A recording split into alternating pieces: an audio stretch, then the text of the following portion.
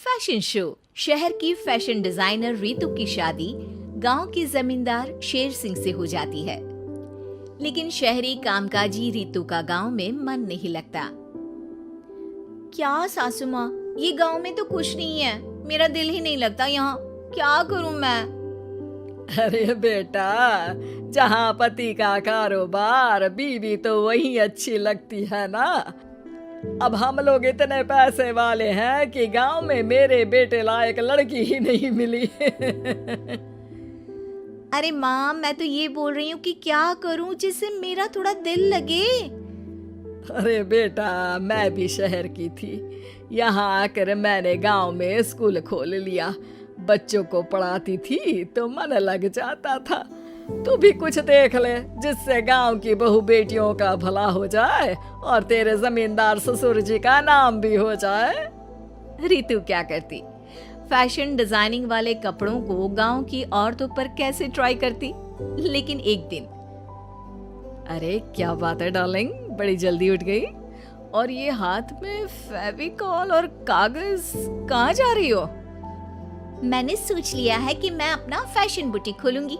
गांव की औरतों को सजा धजा कर फैशन शो करूंगी और यहाँ की औरतों को भी शहर के फैशन से वाकिफ करवाऊंगी।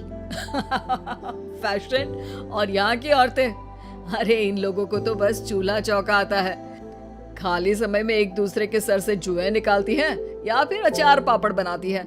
इन लोगों के बस के नहीं है फैशन को समझना। लेकिन रितु मानती नहीं। वो पूरे गांव में पोस्टर चिपका देती है कि किसी को भी नए डिजाइन के कपड़े पहनने का शौक है तो जल्दी जमींदार की बहू से मिले।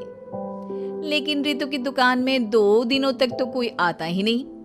पर एक दिन, अरे कमला, क्या हुआ? क्या देख रही हो? ये पुतला देख रहा है दीदी। क्या दिख रहा है इसमें ऐसा? अब देखो तो दीदी, ये पुतला मेरे जैसा ही है ना, पतला दुबला लंबा, बस मैं काली और ये गोरा। तू ये बता, इस पुतले के कपड़े तुझे कैसे लग रहे हैं? अरे कपड़े तो बहुत ही सुंदर है दीदी, लेकिन तू ना बस कल इसी समय आ जाना और अपने जैसी 2-3 और को भी ले आना। अगले दिन कमला 2 लड़कियों को लेकर आ जाती है। रितु उन लोगों को अपने हाथ के सिले कपड़े पहनाती है और घर भेज देती है। उन लोगों को गांव की दूसरी औरतें भी देखती हैं। और फिर क्या, अगले दिन रितु जब दुकान खोलती है तो सामने बहुत सी औरतें उसके बनाए डिजाइनर कपड़े पहनने को तैयार खड़ी होती हैं। तुम लोगों को कपड़े के साथ ही हल्के मेकअप और स्किन केयर की भी क्लास देनी पड़ेगी। रितु गांव की औरतों को फैशन का ज्ञान देने में लग जाती है। एक दिन रितु का पति कहता है, अरे रितु, तुम्हारी फोटो पेपर में आई है।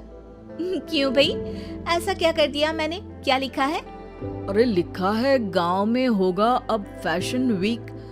अरे हाँ, कल ना कोई फोन आया था मीडिया वालों का, तो मैंने भी बोल दिया कि फैशन शो तो अब गांव में होगा। लग रहा है उसी की खबर बना दी है। तभी रितु को एक फोन आता है। हेलो, कौन बोल रहा है? जी मैं खामिया बात कर रही हूँ लुक में फैशन वीक से। हम लोगों ने आपका काम देखा। हम शहर वर्सेस गांव का फैशन थीम में एक फैशन शो आपके गांव में करना चाहते हैं।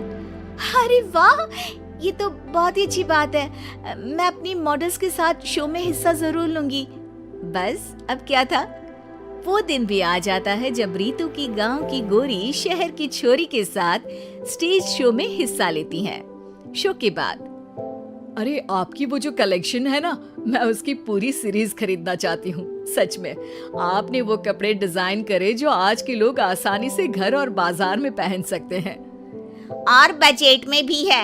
हम भारतीयों के लिए तो ये डिजाइन बेस्ट है जी। वैसे आपने क्या सोचकर ये कपड़े बनाए और आप इसे कितना आगे और लेकर जाना चाहती हैं? औरतें और फैशन एक दूसरे के पर्यायवाची है, तो ये किसने कहा कि गांव की औरतों को डिजाइनर कपड़े पहनने का हक नहीं? मेरा मानना है कि शौक सभी औरतों में होता है। जरूरत है तो बस उसे जगाने की, उनके हिसाब और बजट के कपड़ों की, जो मैंने बनाए और सबको पसंद भी आए। अब रितु का गांव हर जगह प्रसिद्ध है, ना सिर्फ रितु के लिए बल्कि वहाँ की औरतों की फैशन के लिए भी।